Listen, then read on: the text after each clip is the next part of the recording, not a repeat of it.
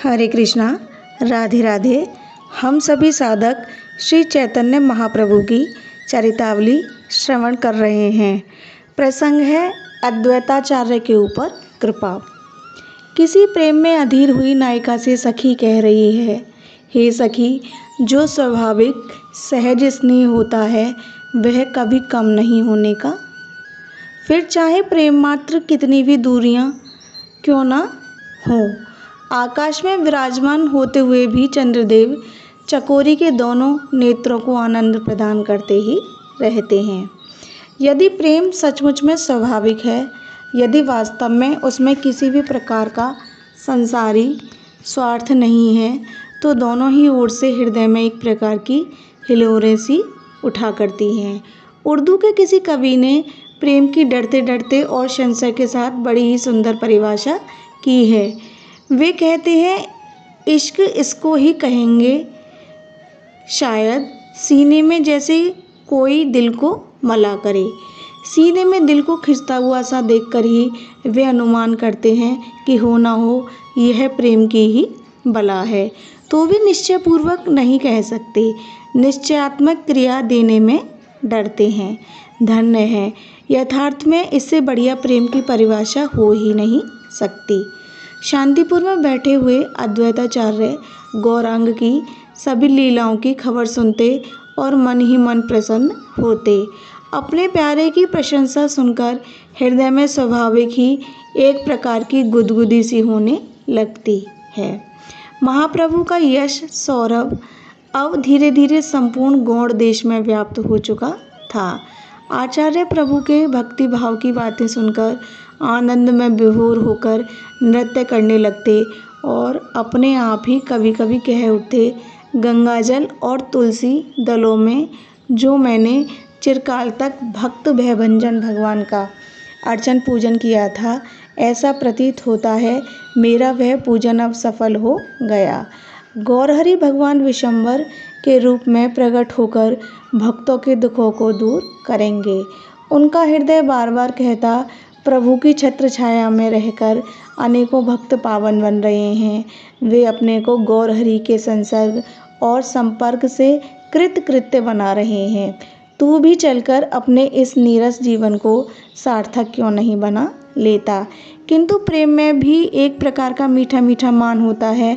अपने प्रिय की कृपा की प्रतीक्षा में भी एक प्रकार का अनिर्वचनीय सुख मिलता है। इसलिए थोड़ी ही देर बाद वे सोचते हैं, मैं स्वयं क्यों चलूं?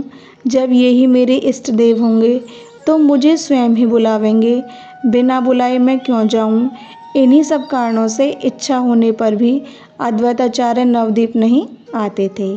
इधर महाप्रभु को जब भावावेश होता तभी जोरों से चिल्ला उठते, नाडा कहाँ है? हमें बुलाकर नाड़ा स्वयं शांतिपुर में जा छुपा। उसी की हुंकार से तो हम आए हैं। पहले पहले तो भक्तगण समझ ही न सके कि नाडा कहने से प्रभु का अभिप्राय किससे है। जब श्रीवास पंडित ने दीनता के साथ जानना चाहा कि नाडा कौन है, तब प्रभु ने स्वयं ही बताया कि अद्वैताचार्य की प्रार्थना पर ही हम जगद उद्धार के निमित्त अवनी तल पर अवतीर्ण हुए हैं। नाडा कहने से हमारा अभिप्राय उन्हीं से है। अब तो नित्यानंद प्रभु के नवद्वीप में आ जाने से गौरांग का आनंद अत्यधिक बढ़ गया था। अब वे अद्वैत के बिना कैसे रह सकते थे। अद्वैत और नित्यानंद ये तो इनके परिकर के प्रधान स्तंभ थे। इसलिए एक दिन एकांत में प्रभु ने श्रीवास पंडित के छोटे भाई राम से शांतिपुर जाने के लिए संकेत किया। प्रभु का इंगित पाकर रमाई पंडित को परम प्रसन्नता हुई। वे उसी समय अद्वैताचार्य को लिवाने के लिए शांतिपुर चल दिए। शांतिपुर में पहुंचने पर रमाई पंडित आचार्य के घर गए। उस समय आचार्य अपने घर के सामने बैठे हुए थे। दूर से ही श्रीवास पंडित के अनुज को आते देखकर वे गदगद उठे। उनकी प्रसन्नता का पारावार नहीं रहा। आचार्य समझ गए कि अब हमारी शुभ दिन आ गई। कृपा करके प्रभु ने हमें स्वयं बुलाने के लिए रमाई पंडित को भेजा है। भगवान भक्त की प्रतिज्ञा की इतनी अधिक परवाह करते हैं कि उसके सामने वे अपना सब ऐश्वर्य भूल जाते हैं। इसी बीच रमाई ने आकर आचार्य को प्रणाम किया। आचार्य ने भी उनका प्रेमालिंगन किया। आचार्य से प्रेमालिंगन पाकर रमाई पंडित एक ओर खड़े हो गए और आचार्य की ओर देखकर कुछ मुस्कुराने लगे। उन्हें मुस्कुराते हुए देखकर आचार्य कहने लगे, मालूम होता है प्रभु ने मुझे स्मरण किया है, किंतु मुझे कैसे पता चले कि यथार्थ में वे ही मेरे प्रभु हैं, जिन प्रभु को पृथ्वी पर संकीर्तन का प्रचार करने के निमित्त मैं प्रकट करना चाहता था। वे मेरे आराध्य देव प्रभु ये ही हैं। इसका तुम लोगों के पास कुछ प्रमाण है? कुछ मुस्कुराते हुए रमाई पंडित ने कहा, आचार्य महाशय, हम लोग उतने पंडित तो नहीं हैं। प्रमाण और हेतु तो आप जैसे विद्वान ही समझ सकते हैं, किंतु हम इतना अवश्य समझते हैं कि प्रभु बार बार आपका स्मरण करते हुए कहते हैं, अद्वैताचार्य ने ही हमें बुलाया है। उसी के हुंकार के वशीभूत होकर हम भूतल पर आए हैं। लोकोद्धार की सबसे अधिक चिंता अद्वैताचार्य को ही थी, इसलिए उसकी चिंता को दूर करने के निमित्त श्री कृष्ण संकीर्तन द्वारा लोकोद्धार करने के निमित्त ही हम अवतीर्ण हुए हैं। अद्वैताचार्य मन ही मन प्रसन्न हो रहे थे।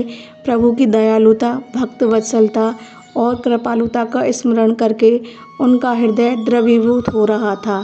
प्रेम के कारण उनका कंठ अवरुद्ध हो गया। इच्छा करने पर भी वे कोई बात मुख से नहीं कह सकते थे। प्रेम में गदगद होकर वे रुदन करने लगे। पास में ही बैठी हुई उनकी धर्मपत्नी सीता देवी भी आचार्य की ऐसी दशा देखकर प्रेम के कारण अश्रु बहाने लगी। आचार्य का पुत्र भी माता पिता को प्रेम में विह्वल देखकर रुदन करने लगा। कुछ काल के अनंतर अद्वैताचार्य के प्रेम का वेग कुछ कम हुआ। उन्होंने जल्दी से सभी पूजा की सामग्री इकट्ठी की और अपनी स्त्री तथा बच्चे को साथ लेकर वे रमाई के साथ नवद्वीप की ओर चल पड़े। नवद्वीप में पहुंचने पर आचार्य ने रमाई पंडित से कहा, देखो, हम इस प्रकार प्रभु के पास नहीं जाएंगे। हम यदि नंदनाचार्य के घर में ठहरते हैं, तुम सीधे घर चले जाओ। यदि प्रभु हमारे आने के संबंध में कुछ पूछें तो तुम कह देना वे नहीं आए। यदि उनकी हमारे प्रति यथार्थ प्रीति होगी तो वे हमें यहाँ से स्वयं ही बुला लेंगे। वे हमारे मस्तक के ऊपर अपना चरण रखेंगे, तभी हम समझेंगे कि उनकी हमारे ऊपर कृपा है और हमारी ही प्रार्थना पर वे जगत उद्धार के निमित्त अवतीर्ण हुए हैं। आचार्य की ऐसी बात सुनकर रमाई पंडित अपने घर चले गए। शाम के समय सभी भक्त आकर श्रीवास पंडित के घर एकत्रित होने लगे। कुछ काल के अनंतर प्रभु भी पधारे। आज प्रभु घर में प्रवेश करते ही भावावेश में आ गए। भगवदावेश में वे जल्दी से भगवान के आसन पर विराजमान हो गए और जोरों के साथ कहने लगे, नाडा शांतिपुर से तो आ गया है, किंतु हमारी परीक्षा के निमित्त नंदनाचार्य के घर छिपा बैठा है। वह अब भी हमारी परीक्षा करना चाहता है। उसी ने तो हमें बुलाया है और अब वही परीक्षा करना चाहता है। प्रभु की इस बात को सुनकर भक्त आपस में एक दूसरे का मुख देखने लगे। नित्यानंद मन ही मन मुस्कुराने लगे। मुरारी गुप्त ने उसी समय प्रभु की पूजा की। धूप दीप नैवेद्य चढ़ाकर सुगंधित पुष्पों की माला प्रभु के गले में पहनाई और खाने के लिए सुंदर सुवासित तांबूल दिया। इसी समय रमाई पंडित ने सभी वृत्तांत आकर अद्वैताचार्य से कहा। सब वृत्तांत सुनकर आचार्य चकित से हो गए और प्रेम में बेसुध से हुए गिरते पड़ते श्रीवास पंडित के घर आए, जिस घर में प्रभु विराजमान थे। उस घर में प्रवेश करते ही अद्वैताचार्य को प्रतीत हुआ कि संपूर्ण घर आलोक में हो रहा है। कोटि सूर्यों के सदृश प्रकाश उस घर में विराजमान है। उन्हें प्रभु की तेजोमय मूर्ति के स्पष्ट दर्शन न हो सके। उस असहाय तेज के प्रभाव को आचार्य सहन न कर सके। उनकी आंखों के सामने चकाचौंध सी छा गई। वे मूर्छित होकर भूमि पर गिर पड़े और देहली से आगे पैर न बढ़ा सके। भक्तों ने वृद्ध आचार्य को उठाकर प्रभु के सम्मुख किया। प्रभु के सम्मुख पहुँचने पर भी वे संज्ञा शून्य ही पड़े रहे और बेहोशी की ही हालत में लंबी लंबी सांसें भरकर जोरों के साथ रुदन करने लगे। उन वृद्ध तपस्वी विद्वान पंडित की ऐसी अवस्था देखकर सभी उपस्थित भक्त आनंद सागर में गोते खाने लगे और अपनी भक्ति को तुच्छ समझकर रुदन करने लगे। थोड़ी देर के अनंतर प्रभु ने कहा, आचार्य उठो, अब देर करने का क्या काम है। तुम्हारी मनोकामना पूर्ण हुई। चिरकाल की तुम्हारी अभिलाषा के सफल होने का समय अब सन्निकट आ गया। अब उठकर हमारी विधिवत पूजा करो। प्रभु की ऐसी प्रेममय वाणी सुनकर वे कुछ प्रकृतिस्थ हुए। भोले बालक के समान उत्तर 70 वर्ष के श्वेत केश वाले विद्वान ब्राह्मण सरलता के साथ प्रभु का पूजन करने के लिए उद्यत हुए। जगन्नाथ मिश्र, जिन्हें पूज्य और श्रेष्ठ मानते थे, विश्वरूप के जो विद्यागुरु थे और निमाई को जिन्होंने गोद में खिलाया था, वे ही भक्तों के मुकुटमणि महामान्य अद्वैताचार्य एक 23 वर्ष के युवक के आदेश से सेवक की भांति अपने भाग्य की सराहना करते हुए उसकी पूजा करने को तैयार हो गए। इसे ही तो विभूति मत्ता कहते हैं। यही तो भगवत्ता है, जिसके सामने सभी प्राणी छोटे हैं, जिसके प्रभाव से जाति, कुल, रूप तथा अवस्था में छोटा होने पर भी पुरुष सर्वपूज्य समझा जाता है।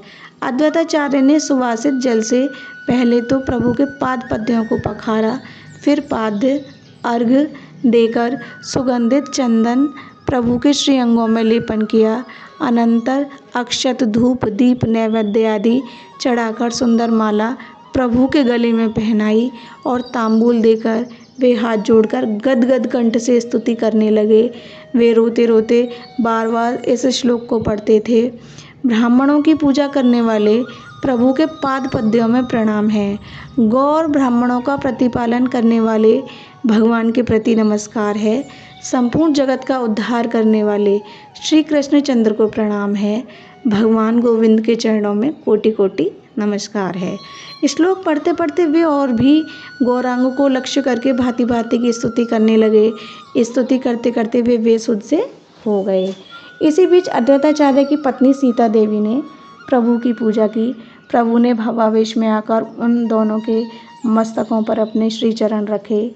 प्रभु के पाद पद्यों के स्पर्श मात्र से आचार्य पत्नी और आचार्य आनंद में विभोर होकर रुदन करने लगे।